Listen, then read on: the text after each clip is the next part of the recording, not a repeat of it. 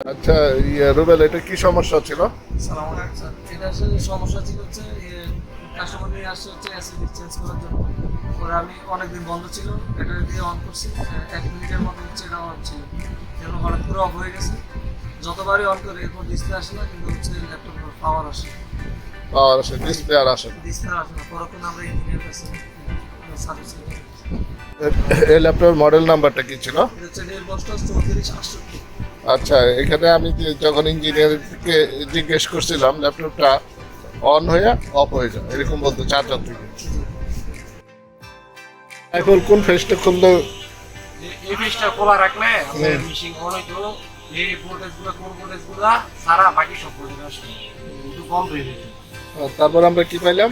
তারপরে আমরা চার্জিং এসির 1 নাম্বার পিনে আপনার ভোল্টেজ থাকবো 3.6 2.6 এর উপরে 3.5 এর নিচে। আমরা পাইছি কি এটা 1.9। 1.9 ভোল্টেজ ছিল। পরে যদি রেজিস্ট্যান্স চেঞ্জ করে দিয়েছি তারপরে ওকে, থ্যাংক ইউ। তারপরে কি এসি ইনে কত ভোল্টেজ আসছিল? এসি কিনে আপনার 3 ভোল্টেজ। 3 ভোল্টেজ। ওকে বন্ধুরা, আপনারা দেখেন মজার বিষয় হচ্ছে, লক্ষ্য করুন, এই এডি প্লাস যদি 19.5 ভোল্টেজ হয় আর প্রথম রেজিস্ট্যান্স 150 কে এবং দ্বিতীয় রেজিস্ট্যান্স 18.7 কিলো ওহমস হয়, তাহলে ভোল্টেজ ডিভাইড করলে কি আসে দেখেন।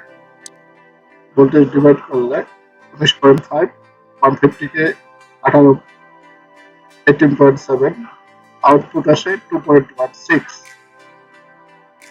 আবার লক্ষ্য করুন, ডায়াগ্রামে দেয়া আছে BSc detect greater than 2.6 volt, less than 3.5। কন্ডিশনটা লক্ষ্য করুন।